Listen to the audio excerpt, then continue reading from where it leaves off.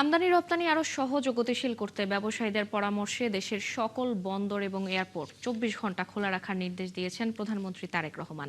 দেশের শীর্ষ শিল্প প্রতিষ্ঠানের কর্ণধারদের একাংশের সঙ্গে দীর্ঘ বৈঠক শেষে প্রধানমন্ত্রীর এই নির্দেশনার কথা জানিয়েছেন তার উপদেষ্টা ও কার্যালয়ের মুখপাত্র মাহাদি আমিন। আগামীতে বেসরকারি খাতের প্রতি সরকারের পলিসি সাপোর্ট থাকবে বলেও জানান তিনি। এদিকে বিনিয়োগ বান্ধব পরিবেশ নিয়ে সরকারের উদ্যোগকে স্বাগত জানিয়েছেন ব্যবসায়ী প্রতিনিধিরা। শফিকুল হকের প্রতিবেদন। দেশের বেসরকারি খাতের বিদ্যমান সমস্যা, জ্বালানি সংকট ও করণীয় ঠিক করতে শীর্ষস্থানীয় ব্যবসায়ীদের সঙ্গে বৈঠক করেছেন প্রধানমন্ত্রী তারেক রহমান। সকাল 10:30টায় প্রধানমন্ত্রীর কার্যালয়ে শুরু হয় বৈঠক, চলে 3.5 ঘন্টারও বেশি। কিভাবে বন্ধ কারখানা চালু করে কর্মসংস্থান সৃষ্টি করা যায় এ নিয়ে ব্যবসায়ীদের সহযোগিতা চেয়েছেন সরকার প্রধান।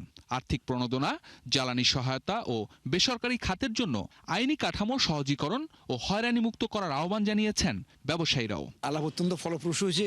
আমরা গত মিটিংয়ে যা বলছি এটার ফলো আপ হিসাবে 8টা 9টা গতবারের মধ্যে 20টা আইটেম ছিল, এর মধ্যে থেকে 8 থেকে 9টা আইটেম ইতিমধ্যে সরকার কার্যকরী পদক্ষেপ নিয়েছে আর বাকিগুলোর সম্বন্ধে কাজ করছে। বৈঠক শেষে এমজিআই চেয়ারম্যান মোস্তফা কামাল জানান, আন্তরিকতার সঙ্গে ব্যবসায়ীদের কথা শুনেছেন প্রধানমন্ত্রী। বেসরকারি খাত এগিয়ে নিতে সরকারের নীতির প্রশংসাও করেছেন তিনি। সরকারের এখন খুব তড়িৎ কাজ করতে হবে, বিশেষ করে জ্বালানি, বিদ্যুৎ, তারপরে আছে আনুষঙ্গিক অন্যান্য সমস্যা। বর্তমান এই দেশের মিডল ইস্টের এই যে প্রাইস হাইকের পরিপ্রেক্ষিতে কি করতে হবে সেগুলো ব্যবসায়ীদের সাথে, এবং এক্সপোর্ট কিভাবে করতে হবে। $100 বিলিয়ন, এখন 54 to 101 ট্রিলিয়ন ডলার, এটা নিয়েও ধাপে ধাপে কি করতে হবে, সমস্ত ইকোনমিক জোনগুলো সব বিভিন্ন নানান সবগুলো নিয়ে অত্যন্ত ফলপ্রসূ আলোচনা। আমরা অত্যন্ত সন্তুষ্ট, সরকার চেষ্টা করতেছে, আমরাও বিনিয়োগ করছি। এই অসুবিধাগুলো কেটে গেলে আগামী 1 থেকে 1.5 বছরের মধ্যে, কারণ এফএসআরইউ নেক্সটটা আসতে সময় লাগতেছে 1 থেকে 1.5 বছর। পরে প্রধানমন্ত্রীর উপদেষ্টা ও কার্যালয়ের মুখপাত্র মাহাদি আমিন জানান, দীর্ঘ ফ্যাসিবাদের কারণে এখন রাষ্ট্র ব্যবস্থার অনেক কাঠামো ঠিক করতে হচ্ছে। বিশেষ করে বিদ্যুৎ ও গ্যাসের সমস্যা নিরসনে বিশদ আলোচনা হয়েছে ব্যবসায়ীদের সঙ্গে। বিদ্যুৎ এবং গ্যাসের যে ঘাটতি রয়েছে, কিভাবে আমরা এনার্জি সেক্টরে যে লং টার্ম ধরে চলে আসা সমস্যা সেটা সমাধান করব, কিভাবে আমাদের এনার্জি সিকিউরিটিটাকে আরেকটু এনহান্স করব, বাংলাদেশে দেশি এবং বিদেশি বিনিয়োগ বাড়ানোর জন্য আমাদের এনবিআর বা ট্যাক্সে কী ধরনের রিফর্ম করার প্রয়োজন রয়েছে, কিভাবে আমাদের পলিসি সাপোর্টটা এমন হবে যেখানে প্রাইভেট সেক্টর লেড একটা গ্রোথ আমরা ইনশিওর করতে পারি, সেগুলো নিয়ে আলোচনা হয়েছে। পাশাপাশি বাংলাদেশের বিভিন্ন ইনভেস্টমেন্ট সেক্টরের ক্ষেত্রে যে ইন্ডাস্ট্রি ক্লাস্টারগুলো থাকে, যেমন বেশ কিছু ইকোনমিক জোন রয়েছে, বেজা রয়েছে, বেবজা রয়েছে, সেগুলোতে কিভাবে আরও বেশি বিনিয়োগ আকৃষ্ট করা সম্ভব হয়, যেখানে জটিলতা রয়েছে সেটাকে আরও সহজতর কিভাবে করানো হয়, এগুলো নিয়ে প্রাইভেট সেক্টরের সাথে মাননীয় প্রধানমন্ত্রী আজকে আলোচনা করেছেন। আগামীতে বেসরকারি খাতের প্রতি সরকারের পলিসি সাপোর্ট থাকবে বলেও জানান এই উপদেষ্টা। ব্যবসায়ীদের চাওয়ার প্রেক্ষিতে বন্দর নিয়ে প্রধানমন্ত্রীর তাৎক্ষণিক সিদ্ধান্তের কথাও জানান মাহাদি আমিন। চিটাগাং পোর্ট কিংবা ঢাকা এয়ারপোর্টে সেখানে যে কমার্শিয়াল অ্যাক্টিভিটিসগুলো রয়েছে, আমদানি রপ্তানির জন্য 24/7 সার্ভিস করা যায় কিনা মাননীয় প্রধানমন্ত্রী তাৎক্ষণিকভাবে নির্দেশনা দিয়েছেন, এবং সরকারের সকল দপ্তর মিলে নিশ্চিত করবে সামনের দিনগুলোতে যে বাংলাদেশের প্রতিটি পোর্ট যেন 24 ঘন্টা সার্ভিস প্রোভাইড করতে পারে। ইম্পোর্ট এক্সপোর্টকে আরও কীভাবে ফাস্টেনার করা যায়, আরও কীভাবে এক্সপেডিট করা যায়। শফিকুল হক, ৭১, ঢাকা। প্রধানমন্ত্রী তারেক রহমানের নেতৃত্বে বাংলাদেশ এখন স্থিতিশীলতার পথে বলে মন্তব্য করেছেন মার্কিন প্রেসিডেন্টের বিশেষ দূত সার্জিও গর। সকালে তেজগাঁয়ে প্রধানমন্ত্রী কার্যালয়ের বৈঠক শেষে তিনি তারেক রহমানের নেতৃত্বের উচ্ছ্বসিত প্রশংসা করেন। বিনিয়োগের জন্য আগামী সপ্তাহ শেষেই মার্কিন 25টি কোম্পানির প্রতিনিধি দল বাংলাদেশ সফরে আসবেন বলেও আশ্বাস দেন ট্রাম্পের বিশেষ দূত। বিস্তারিত শফিকুল হকের প্রতিবেদনে। 3 দিনের সরকারি সফরে বৃহস্পতিবার ঢাকায় এসেছেন যুক্তরাষ্ট্রের দক্ষিণ ও মধ্য এশিয়া বিষয়ক বিশেষ দূত সার্জিও গর। সফরের শেষ দিনে প্রধানমন্ত্রী তারেক রহমানের সঙ্গে দেখা করেন তিনি। শনিবার সকাল 9:30টায় তেজগাঁয়ে প্রধানমন্ত্রী কার্যালয়ে আধা ঘন্টা ধরে চলে বৈঠক।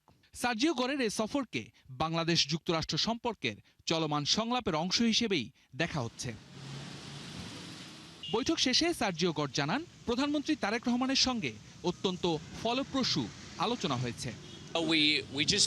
খুব সুন্দর ফলপ্রসূ বৈঠক হয়েছে প্রধানমন্ত্রী তারেক রহমানের সঙ্গে। প্রত্যাশা করি সামনের দিনে দুদেশের পারস্পরিক সম্পর্ক আরও এগিয়ে যাবে। খুব শীঘ্রই মার্কিন ব্যবসায়ীদের একটি প্রতিনিধি দল বাংলাদেশ সফর করবেন বলেও জানান গর। সেই সফরে বাংলাদেশে কোন কোন খাতে বিনিয়োগ করবেন সেটির সম্ভাব্যতা যাচাই করবেন তারা। We have seen some of that already come out this week. We have lowered our travel advisory for Bangladesh. মার্কিন ব্যবসায়ীরা বাংলাদেশে বিনিয়োগের জন্য আগ্রহী। শীঘ্রই বিনিয়োগকারীদের একটি প্রতিনিধি দল বাংলাদেশ সফর করবেন। সেখানে কোন খাতে বিনিয়োগ করা যায় তার সম্ভাব্যতা যাচাই করবেন ব্যবসায়ীরা।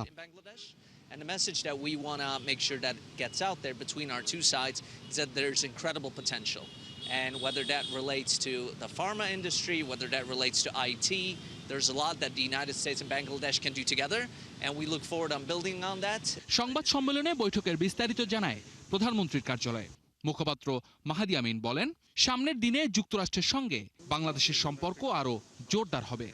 আগামী সপ্তাহের শেষ নাগাদ যুক্তরাষ্ট্রের প্রথম সারির 25টি কোম্পানি থেকে প্রায় 45 জন শীর্ষ কর্মকর্তা আসবেন এবং মাননীয় প্রধানমন্ত্রীর উপর এবং ওনার নেতৃত্বের উপর যে আস্থা আজকে আমরা সারা বিশ্বব্যাপী দেখছি তার একটা প্রতিফলন হিসেবে যুক্তরাষ্ট্রের স্টেট ডিপার্টমেন্ট যে ট্রাভেল অ্যাডভাইজারি করে, যেখানে বিভিন্ন দেশে ট্রাভেলিংয়ের ক্ষেত্রে ওনাদের যে লক্ষ্যমাত্রা থাকে সেটা প্রতিফলিত হয়, সেখানে কিন্তু লেভেল 3 থেকে লেভেল 2-তে উন্নীত করা হয়েছে।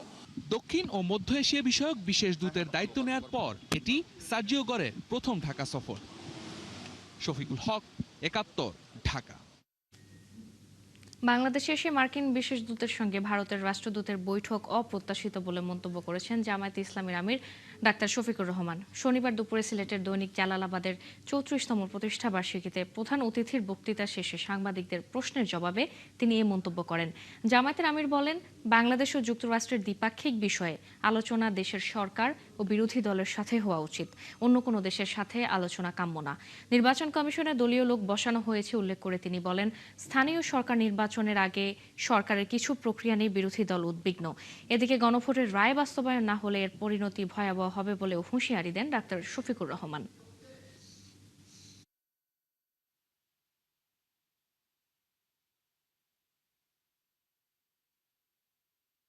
একটা স্বাধীন সার্বভৌম দেশে আমাদের সরকার যদি নলেজে নিয়ে কোনো কিছু করে সেটা ভিন্ন, আদারওয়াইজ এটা অপ্রত্যাশিত। তারা তো ইন্ডিয়া বসে কথা বলতেই পারেন, তিনি তো ইন্ডিয়ার রাষ্ট্রদূত। এখানে এসে রাষ্ট্রদূতের সাথে কথা বলা, এটা যদি মেয়ার কোনো সৌজন্য মোলাকাত হয় সেটা ভিন্ন কথা, কিন্তু যদি দুই দেশের কোনো বিষয় হয়ে থাকে সেটা সরকারের সাথেই হওয়া উচিত, বিরোধী দলের সাথে হওয়া উচিত, পার্টিকুলার কোনো দেশের কোনো কূটনীতিবিদের সাথে এটা আমাদের কাম্য না। দর্শক, মহাখালীতে কথা বলছেন জামায়াতের সেক্রেটারি জেনারেল গোলাম পরর। আমরা সরাসরি চলে যাচ্ছি সেখানে। খবর পাচ্ছিলাম প্রতিদিন শত শত লাশ পড়ছে, নিষ্ঠুর পৈশাচিক উন্মত্ততায় খুনের রক্তের নেশায় মেতে শেখ হাসিনা, বর্বর হাসিনা মৃত লাশকে পুড়িয়ে আগুনে ছাই করে দিচ্ছিল, হেলিকপ্টার দিয়ে শিশুদেরকে হত্যা করছিল, তার পেটুয়া বাহিনী পুলিশকে লেলিয়ে দিয়ে কিভাবে নিরীহ নিরস্ত্র পথচারী শিশু, হকার, ব্যবসায়ী, ছাত্র জনতাকে গুলি করে রাস্তায় রক্ত লাল করে তাদেরকে দেহ মাটিতে লুকিয়ে দিচ্ছিল, সেই স্মৃতিকে আপনাদের মনে আছে? 2 বছরে জুলাই অভ্যুত্থানের রক্তের স্মৃতি বাংলার মানুষ ভোলে নাই, কি বলেন ঠিক কিনা? কিন্তু ভুলে গিয়েছে সেই জুলাই বিপ্লবের সুবিধাভোগী বেনিফিশিয়ারি ক্ষমতাসীন বিএনপি জুলাইয়ের চেতনা ভুলে গিয়েছে। তা না হলে পার্লামেন্টে দাঁড়িয়ে বিএনপির এমপিরা বলে বক্তৃতায়, এত জুলাইয়ের বক্তৃতার দরকার কি?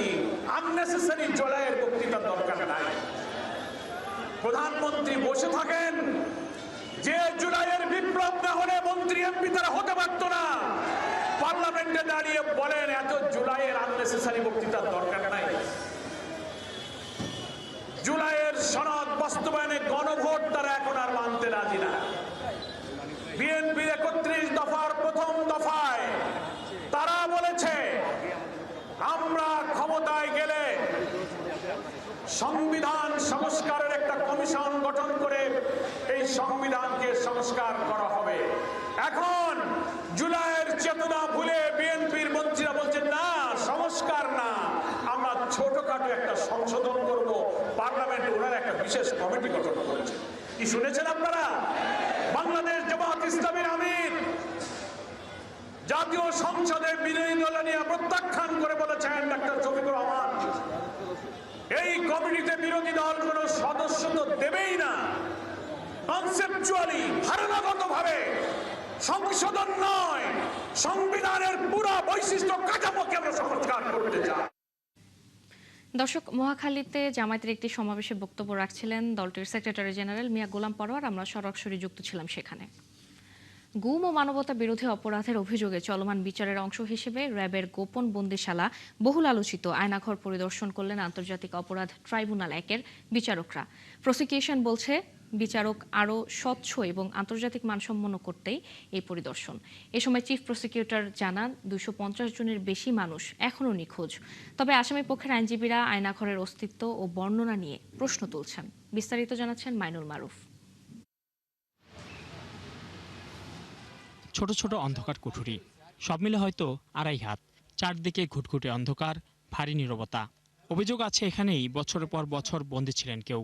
হয়তো এই সংকীর্ণ কক্ষ থেকেই আর কখনো ফিরে যেতে পারেননি কোনো মানুষ। সময় যেন থমকে আছে এই দেয়ালের ভেতর। এটি রাজধানীর উত্তরায় র্যাব 1-এর টিএফআই সেল, বহুল আলোচিত আয়নাঘর।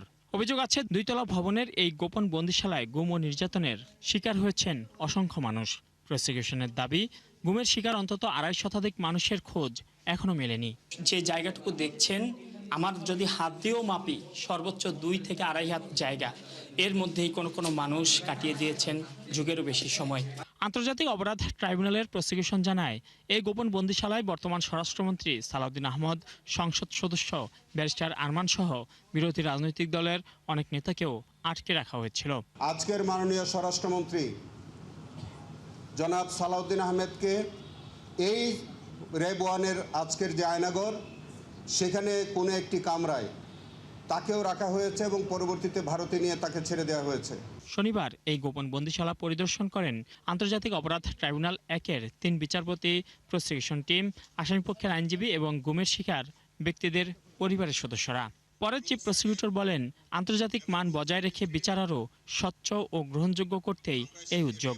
এই আয়নাঘরের এই যে ছোট ছোট সরু রুমগুলোর মধ্যে দিনের পর দিন, মাসের পর মাস, এমনকি বছরের পর বছর তাদেরকে হাত বেঁধে, চোখ বেঁধে রাখা হতো এবং সেইভাবেই তাদের উপরে বিভিন্ন রকমের অত্যাচার নির্যাতন করা হতো। কাউকে কাউকে দীর্ঘদিন পরে ছেড়ে দেওয়া হতো, বিভিন্ন মিথ্যা মামলায় তাদেরকে দেওয়া হতো এবং অনেকেই মেরে ফেলা হতো। আমরা এখন পর্যন্ত গুম খুনের শিকার প্রায় 250-র অধিক গুম, যারা গুমের শিকার হয়েছেন তাদের এখন পর্যন্ত আমরা সন্ধান পাইনি যে তারা কোথায় কি অবস্থায় আছে। তিনি আরও বলেন, গোপন বন্দিশালার মাধ্যমে ফ্যাসিবাদী শাসন ব্যবস্থা টিকিয়ে রেখেছিল স্বৈরাচার শেখ হাসিনা। এর সাথে জড়িত সবাইকেই আইনের আওতায় আনার কথা জানান আমিনুল ইসলাম। এই মানবতা বিরোধী অপরাধের বিচার ইতিমধ্যে চলছে, অনেকগুলো ঘটনার ইনভেস্টিগেশন চলছে। এরকম একটি আয়নাঘরের মধ্য দিয়ে যেমন একটি রাষ্ট্র ফ্যাসিবাদী রাষ্ট্র হিসেবে আবির্ভূত হয়েছিল, যে সরকার এই রাষ্ট্রটাকে পরিচালনা করেছিলেন, যে রাজনৈতিক সরকার সেই রাষ্ট্রটিকে পরিচালনা করেছিলেন, সেই সরকার এবং ওই রাজনৈতিক দলের দায় কোনো অংশেই কম নয়। তবে পরিদর্শন শেষে ভিন্ন অবস্থান নেয় আসামিপক্ষ। তাদের দাবি, আয়নাঘর নিয়ে যে বর্ণনা দেওয়া হচ্ছে বাস্তবতার সঙ্গে তার মিল নেই। এটা আয়নাঘর না, সেখানে আমি ছোট্ট একটা আপত্তি আপনাদেরকে জানালাম এবং টর্চার, নির্মম টর্চার হয়েছে, এই কথাটা আমরা বলতে পারি না। আমাদের এই 10 জনের বিরুদ্ধে এখানে রাখার কোনো সুস্পষ্ট অভিযোগ ওনারা দিতেই পারেন না। অ্যাবসলিউটলি ওনারা যেটা পেপারে লিখেছেন, এখানে আমরা যেটা দেখেছি একটা মিল নেই। বিচার কার্যক্রমের স্বচ্ছতা নিশ্চিতে আগামী শনিবার ঢাকা সেনানিবাসের ডিজিএফআই কার্যালয়ের ভেতরে থাকা জেআইসি সেল পরিদর্শন করবেন আন্তর্জাতিক অপরাধ ট্রাইব্যুনালের বিচারক, প্রসিকিউশন ও সংশ্লিষ্ট পক্ষের প্রতিনিধিরা। মাইনুল মারুফ, 71, ঢাকা।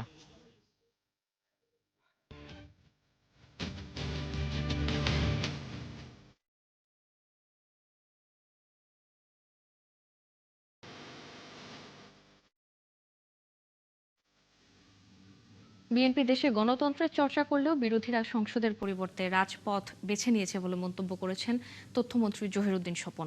তবে দেশের স্বার্থে সরকার কঠোর হতে পিছপা হবে না বলেও সতর্ক করেছেন তিনি। আর মুক্তিযুদ্ধ বিষয়ক মন্ত্রী বলেছেন, ফ্যাসিবাদের ছোবলে ক্ষতবিক্ষত বাংলাদেশকে পুনর্নির্মাণ করার চেষ্টা করছে সরকার। জাতীয় প্রেস ক্লাবে এক অনুষ্ঠানে তারা এসব বলেন। মুহাইমিনুল খান, অপুর রিপোর্ট। জাতীয় প্রেস ক্লাবে বাংলাদেশ ফটো জার্নালিস্ট অ্যাসোসিয়েশন এবং আমরা বিএনপি পরিবারের যৌথ উদ্যোগে আয়োজন করা হয় জুলাই গণঅভ্যুত্থানের চিত্র প্রদর্শনী। এতে অংশ নেন সাংবাদিক, তথ্যমন্ত্রী, মুক্তিযুদ্ধ বিষয়ক মন্ত্রী, প্রধানমন্ত্রীর অতিরিক্ত প্রেস সচিব সহ বিভিন্ন শ্রেণী পেশার মানুষ। এ সময় তারা বলেন, তথাকথিত জুলাই যোদ্ধা বিভিন্ন জায়গায় অরাজকতা করছে। এভাবে চললে দেশের মানুষই তাদের প্রত্যাখ্যান করবে বলেও জানান বক্তারা। বর্তমানে যারা এই যে জুলাই যোদ্ধা দাবিদার, তারা বিভিন্ন জায়গায় অরাজকতা করছে, এটা কিন্তু সঠিক না, এটা কিন্তু ঠিক না, এটা করা উচিত না। আপনারা কিন্তু একদিন এই দেশের মানুষের দ্বারাই প্রত্যাখ্যিত হবেন। এ সময় মুক্তিযুদ্ধ বিষয়ক মন্ত্রী বলেন, ফ্যাসিবাদের ছোবলে ক্ষতবিক্ষত দেশকে পুনর্নির্মাণের চেষ্টা করছে বিএনপি সরকার। আমরা সকলে নিরন্তর চেষ্টা করছি যে ফ্যাসিবাদের ছোবলে ক্ষতবিক্ষত বাংলাদেশকে পুনর্নির্মাণ করবার জন্যে, আর সেই পুনর্নির্মাণ করবার জন্যে আমরা প্রতিশ্রুতিবদ্ধ। অনুষ্ঠানে তথ্যমন্ত্রী বলেন, বিএনপি গণতন্ত্রের চর্চা করতে চাইলেও কেউ কেউ সংসদের পরিবর্তে রাজপথ বেছে নিয়েছে। পার্লামেন্টের ছোটখাটো নাটককে রাজপথে এনে আরো বেশি ওটাকে বাষ্প দিয়ে দেন সোশ্যাল মিডিয়াতে নানান রকম যুদ্ধে লিপ্ত করার একটা প্রকল্প কেউ কেউ হাতে নিয়েছে। যারা সমস্যা তৈরি করবেন, আমরা তাদের সঙ্গে গঠনমূলকভাবে সমাধানের চেষ্টা করব, কিন্তু আঙুল যদি বাঁকা করতে হয় রাষ্ট্রের প্রয়োজনে, দেশের প্রয়োজনে, জাতির প্রয়োজনে, জনগণের প্রয়োজনে, সরকারকে তো অবশ্যই তা করতে হবে। শেষ মুহূর্ত পর্যন্ত আমরা চেষ্টা করব শান্তিপূর্ণভাবে এই বিষয়গুলিকে সমাধান করতে। অনুষ্ঠান শেষে জুলাই গণঅভ্যুত্থানের চিত্র প্রদর্শনী ঘুরে দেখেন অতিথিরা। মুহাইমিনুল খান, অপু, ৭১, ঢাকা। জুলাই গণহত্যার মাধ্যমে আওয়ামী লীগের রাজনৈতিক ও সামাজিকভাবে চূড়ান্ত পরাজয় হয়েছে বলে মন্তব্য করেছেন মুক্তিযুদ্ধ বিষয়ক মন্ত্রণালয়ের প্রতিমন্ত্রী ইশরাক হোসেন। সৎসাহস থাকলে দলটির নেতাদের দেশে ফিরে আইনের মুখোমুখি হওয়ার আহ্বান জানান তিনি। এ সময় ডিবেট ফর ডেমোক্রেসির চেয়ারম্যান হাসান আহমেদ চৌধুরী কিরণ বলেন, ফ্যাসিবাদ বিরোধী দলগুলোর ঐক্য বিনষ্ট ও রাষ্ট্রের স্থিতিশীলতা নষ্টে দেশি বিদেশি অপশক্তি তৎপর রয়েছে। মামুন হুসাইনের রিপোর্ট। স্পিকার, এই যে আমরা যে হচ্ছে আজকে এখন মুখ খুলে বলতে পারতেছি, লাখো শহীদের রক্তে কেনা দেশটা কারোর বাপের না। জুলাই হত্যাকাণ্ডের দায় নিয়ে ডিবেট ফর ডেমোক্রেসির এবারের ছায়া সংসদ। বিতর্কের বিষয়, জুলাই হত্যার দায়ে আওয়ামী লীগের রাজনৈতিক পরাজয়ের চেয়ে সামাজিক পরাজয় বেশি। শনিবার এফডিসিতে আয়োজিত প্রতিযোগিতায় সরকারি দল হিসেবে গণবিশ্ববিদ্যালয় ও বিরোধী দল হিসেবে Bangladesh university of business and টেকনোলজির বিতার্কিকরা পক্ষে বিপক্ষে যুক্তি তুলে ধরেন। বাঙালি মানুষ স্পিকার বারবার সামাজিকভাবে পরাজিত করেছে, আওয়ামী লীগকে প্রত্যাখ্যান করেছে, বয়কট করেছে। মানুষের তৃষ্ণা মেটানোর মতো মানবিক কাজও যখন মৃত্যুর কারণ হয়ে দাঁড়ায়, তখন প্রশ্ন জাগে একটি সমাজ কতটা ভয়াবহ অবস্থায় পৌঁছেছিল। মাননীয় স্পিকার, অনুষ্ঠানে ডিবেট ফর ডেমোক্রেসির চেয়ারম্যান হাসান আহমেদ চৌধুরী কিরণ বলেন, ফ্যাসিবাদ বিরোধী ঐক্য বিনষ্ট ও রাষ্ট্রে স্থিতিশীলতা নষ্টে দেশি বিদেশি অপশক্তি তৎপর রয়েছে। জুলাই ঐক্যের ফাটল ধরলে আবারও ফ্যাসিবাদের উত্থান হবে। জুলাই ঐক্যের ফাটল ধরলে আবারও আজকে যারা জনগণের ভোটে ক্ষমতায়িত হয়েছে, যারা আজকে বিরোধী দলে রয়েছে, যারা আজকে তরুণদের দল নেতৃত্বে রয়েছে, প্রত্যেকেই কিন্তু তাদের গলায় ফাঁসির দড়ি পড়বে। এ সময় প্রধান অতিথির বক্তব্যে মুক্তিযুদ্ধ বিষয়ক প্রতিমন্ত্রী ইশরাক হোসেন বলেন, আওয়ামী লীগের রাজনৈতিক ভবিষ্যৎ শেষ, তাদের ফেরার সুযোগ হারিয়ে ফেলেছে। জুলাই গণহত্যা একটা জেনোসাইড করার পরে রাজনৈতিকভাবে তাদের পুনর্বাসনের কোনো সুযোগ নাই। পলিটিক্যাল অ্যান্ড সোশ্যাল ডিফিট এই গণহত্যার মাধ্যমে আওয়ামী লীগের হয়েছে। তুমুল যুক্তিতর্কের মধ্য দিয়ে বিজয়ী হয় Bangladesh university of business and টেকনোলজির বিতার্কিকরা। মামুন হুসাইন, ৭১, ঢাকা। মধ্যস্বত্বভোগীরা কৃষক থেকে আলু কেনার সময় একবার এবং হিমাগারে রাখার পর বাজারে বিক্রির সময় আরেকবার মুনাফা করে। চক্রটি হিমাগারের আলু সংরক্ষণ ভাড়াও কম দিতে চাচ্ছে বলে অভিযোগ করেছেন হিমাগার মালিকরা। প্রতি কেজি আলু সংরক্ষণের যৌক্তিক ভাড়া ৯ টাকা ৭২ পয়সা দাবি করেছেন তারা। আজ সংবাদ সম্মেলনে এসব জানান বাংলাদেশ কোল্ড স্টোরেজ অ্যাসোসিয়েশনের সভাপতি। রিপোর্ট জাহিদুল ইসলামের। ভাতের পর এদেশের মানুষের দ্বিতীয় প্রধান খাদ্যশক্তির উৎস আলু। উচ্চ ফলনশীল ও পুষ্টিকর হওয়ায় খাদ্য নিরাপত্তা একটি গুরুত্বপূর্ণ। এবছর দেশে আলু উৎপাদন হয়েছে 1,12,00,000 টন, যা চাহিদার চেয়ে 22 লাখ টন বেশি। বছরের শেষ সময়ে এসে বিক্রি হচ্ছে হিমাগারের আলু। দেশের বিভিন্ন স্থান থেকে আসছে এসব আলু। এটা হলো কোলেস্টেরল আলু, রাজশাহী কৃষকের থেকে পার্টিরা কিনে রাখছে। যারা গৃহস্থ এরা কিছুই পাইবে না, যারা রাখুয়া এরা যদি কিছু পাইলে পাইতে পারে, না পাইলে নাই। ওইখানে জায়গায় পার্টি আছে, পাঠিয়ে পাঠায় দেয়, এখানে কমিশনে বেচছি। মৌসুমের শুরুতে হিমাগারে সরকার নির্ধারিত ভাড়া ধরা হয় প্রতি কেজি 6 টাকা 75 পয়সা। কিন্তু হিমাগার মালিকরা বলছেন বিদ্যুৎ বিল ও ব্যাংক ঋণের সুদ মিলিয়ে তাদের খরচ পড়ছে 9 টাকা 62 পয়সা। হিমাগারগুলি সরকার কর্তৃক কেজি প্রতি ভাড়া 6 টাকা 25 টাকার মধ্যে গ্রহণ করার পরেও আর্থিকভাবে ক্ষতিগ্রস্ত হওয়ায় যথাযথভাবে ব্যাংক হতে গৃহীত ঋণ পরিশোধ করতে পারছেন না। অযৌক্তিকভাবে কোনো কিছু আমাদের চাপিয়ে দেওয়া হয়, তাহলে আলু উৎপাদনকারী কৃষকগণ, এই কাজের সংশ্লিষ্ট ব্যবসায়ীগণ এবং হিমাগার মালিকগণ ব্যাপক ক্ষতির মুখে পড়বেন। তিনি অভিযোগ করেন, মধ্যস্বত্বভোগীর চক্রে বর্তমানে কৃষকরা প্রতি কেজি আলুতে অন্তত 60 টাকা মূল্য কম পাচ্ছেন। অন্যদিকে হুমকির মুখে হিমাগার খাত। রংপুরে বা বগুড়ায় যে আলুটা কোলসিতে 16 টাকায় বিক্রি হয়, আপনার স্থানীয় বাজারে বিক্রি হচ্ছে 22 থেকে 23 টাকায়, এবং এইটা যখন ঢাকায় আসে সে 30 থেকে 35 টাকা বিক্রি হয়। মধ্যস্বত্বভোগীদের কোনো লস নাই, তারা আলু কিনতে 10 টাকা কমিশন নেয় প্রতি কেজি, তারা বিক্রি করতে স্থানীয় পর্যায়ে 10 টাকা কেজি নেয়। যখন ঢাকা আসে ক্যারিং কস্ট সেগুলো যোগ করে তারা কমিশন নেওয়ার পর আজকে কারণ বাজারে 30 টাকায় আলু বিক্রি হচ্ছে। মালিক ও অংশীজনের মতামত নিয়ে হিমাগার ভাড়া পুনর্নির্ধারণে সরকারের প্রতি আহ্বান জানানো হয় সংবাদ সম্মেলনে। করে একটা ফসলের ভারসাম্য। জাহিদুল ইসলাম, 71, ঢাকা। এলএনজি আমদানি নির্ভরতার বড় ঝুঁকির মুখোমুখি এখন বাংলাদেশ। সপ্তাহে 2-1 ধরে সরবরাহ বন্ধ থাকলেও উল্টো গুনতে হচ্ছে মোটা জরিমানা। অন্যদিকে সম্প্রতি দ্বিগুণ দামে কিনতে হয়েছে আবারও 1 কার্গো এলএনজি, যা থেকে বের হওয়ার কোনো সুযোগ নেই এই মুহূর্তে। ফলে 8 বছর আগের সিদ্ধান্ত দিন দিন বোঝা হয়ে উঠছে বাংলাদেশের জন্য। বিশ্লেষকরা বলছেন, চড়া মূল্যে গ্যাসের যোগান ঠিক করলে তা কাজে আসবে না। রাকিব হোসেনের রিপোর্ট। দেশে আমদানি করা এলএনজির ব্যবহার শুরু হয় 8 বছর আগে। গ্যাস সংকট কমাতে নিজস্ব কূপ খননে মনোযোগ না দিয়ে আমদানি নির্ভরতা বাড়ায় তৎকালীন সরকার, যা এখন বহুমুখী ঝুঁকি তৈরি করেছে। একদিকে কারণে অকারণে আমদানির পেছনে গুনতে হচ্ছে চড়া মূল্য, অন্যদিকে টার্মিনাল অকেজো হলেই দেখা দিচ্ছে চরম ভোগান্তি। বিশ্লেষকরা বলছেন, গ্রাহকদের ভোগান্তি লোকসান যেমন বাড়ছে, তেমনি আর্থিক চাপ সামাল দিতে হিমশিম খেতে হচ্ছে বর্তমান সরকারকেও। অতীত সরকারের আমলে যেভাবে এই উন্নয়ন পরিকল্পনাগুলো নেওয়া হয়েছিল, সেই সব জায়গায় যে রিভিউ হওয়া দরকার এবং সেই সব জায়গায় যে পরিবর্তন আনা দরকার, সেই কাজটা তো হয়নি। সেই ধারাবাহিকতাই চলতেছে। সরকারের একটা দায়িত্ব থেকে যায় যে এটাতে কিন্তু তাদের নিজস্ব বেনিফিটেই তারা এই অনুসন্ধানটা করা উচিত।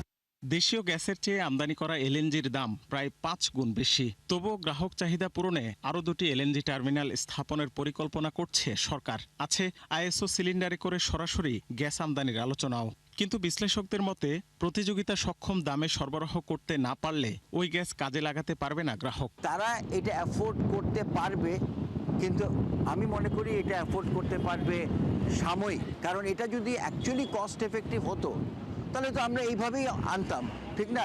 আর সরকার বলতো যে ঠিক আছে, আমরা পারছি না, যতখানি পারছি না আপনারা আনেন। এলএনজি সরবরাহ আবার বৃদ্ধি করে জ্বালানি সংকট সমাধান, এইটা বাস্তবসম্মত না। আমাদের জ্বালানি ব্যয় বাড়িয়ে বৈদেশিক মুদ্রা খরচ বৃদ্ধি করে এই রকম চাপ সৃষ্টি করে আমাদের ইকোনমি সেটা ধারণ করতে পারবে না। আমরা এই ধরনের এই সক্ষমতা আমাদের নেই। বর্তমানে গ্যাসের চাহিদা 350 কোটি ঘনফুটের ওপরে।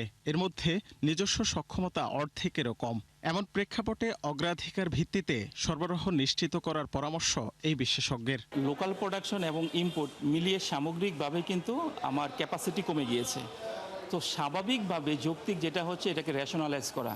এখন অগ্রাধিকারের ভিত্তিতে আমাদেরকে এটাকে ডিস্ট্রিবিউশন করতে হবে। যেমন অগ্রাধিকারের ক্ষেত্রে আমাদের পাওয়ার প্ল্যান্ট অবশ্যই বিবেচনায় নিতে হবে, আমাদের শিল্প বিবেচনায় নিতে হবে। পেট্রোবাংলার সবশেষ তথ্য অনুযায়ী 2024-25 অর্থবছরে এলএনজির পেছনে ব্যয় হয় প্রায় 55,000 কোটি টাকা, যা ছিল এর আগের অর্থবছরের চেয়ে 12,000 কোটি টাকা বেশি। রাকিব হোসেন, 71, ঢাকা। কুমিল্লাকে মাছ রপ্তানির অন্যতম কেন্দ্র হিসেবে গড়ে তুলতে সরকারের উদ্যোগের কথা জানিয়েছেন কৃষি, মৎস্য ও পানি সম্পদ মন্ত্রী আমিনুর রশিদ ইয়াসিন। শনিবার কুমিল্লা সার্কিট হাউসে কৃষি ও মৎস্য প্রাণী সম্পদ মন্ত্রণালয়ের আওতাধীন বিভিন্ন দপ্তরের কর্মকর্তাদের সঙ্গে মতবিনিময় সভা শেষে সাংবাদিকদের এসব কথা বলেন মন্ত্রী। কুমিল্লা স্থল বন্দর দিয়ে মাছ রপ্তানির বিষয়ে বাণিজ্য মন্ত্রীর সঙ্গে আলোচনা করা হবে বলে জানান তিনি। মন্ত্রী বলেন, দেশের দ্বিতীয় সর্বোচ্চ মৎস্য উৎপাদনকারী জেলা কুমিল্লার সম্ভাবনাকে কাজে লাগিয়ে মাছ রপ্তানির নতুন সুযোগ করা হবে। পাশাপাশি কুমিল্লায় একটি স্থায়ী মাছের বাজার বা ল্যান্ডিং স্টেশন নির্মাণ এবং সরকারি ব্যবস্থাপনায় মাছের রেণু সরবরাহের বিষয়ে বিবেচনা রয়েছে। আগামীকালকে আমার বাণিজ্য মন্ত্রীর সাথে আমার একটা মিটিং আছে ফার্স্ট আওয়ারে। আমি খুরশেদ সাহেব এটা একটু নোট নিয়েন। আমি কথা দিচ্ছি আমি এটা উঠাবো। অ্যাকচুয়ালি আমার ইয়েতে ছিল না, এখান দিয়ে হওয়া তো আরো অনেক বেটার হওয়ার কথা। কেন হচ্ছে না ব্যাপারটা আমি জানবো এবং আগামী দিনে এখান দিয়ে এক্সপোর্ট করার প্রশ্নে যতটুকু ভূমিকা রাখার দরকার আমি সেটা করব। চলতি মাসেই ঢাকা কক্সবাজার রুটে আরও একজোড়া নতুন ট্রেন চালু করার ঘোষণা দিয়েছেন রেলপথ প্রতিমন্ত্রী হাবিবুর রশিদ। শনিবার সকালে কক্সবাজার আইকনিক রেল স্টেশন পরিদর্শন শেষে তিনি বলেন, পর্যটন নগরী কক্সবাজারের রেল সেবা উন্নত করছে সরকার। নতুন ট্রেনটি চালু হলে যাত্রীদের ভোগান্তি আগের চেয়ে কমবে এবং এই রুটে যাতায়াত আরও নিরাপদ হবে। তিনি আরও বলেন, রেল স্টেশনটি পূর্ণাঙ্গভাবে চালুর জন্য এর পরিচালনার দায়িত্ব একটি বেসরকারি প্রতিষ্ঠানের কাছে দেয়া হবে।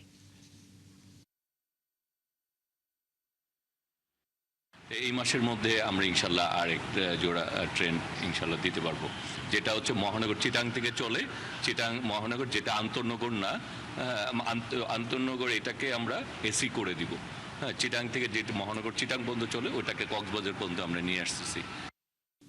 দর্শক, চলছে সংবাদ সংযোগ। সরাসরি সংবাদ অনুষ্ঠান দেখতে চোখ রাখুন ৭১ ফেসবুক পেজে, সাবস্ক্রাইব করুন ৭১ ইউটিউব চ্যানেল, ৭১ সাথেই থাকুন।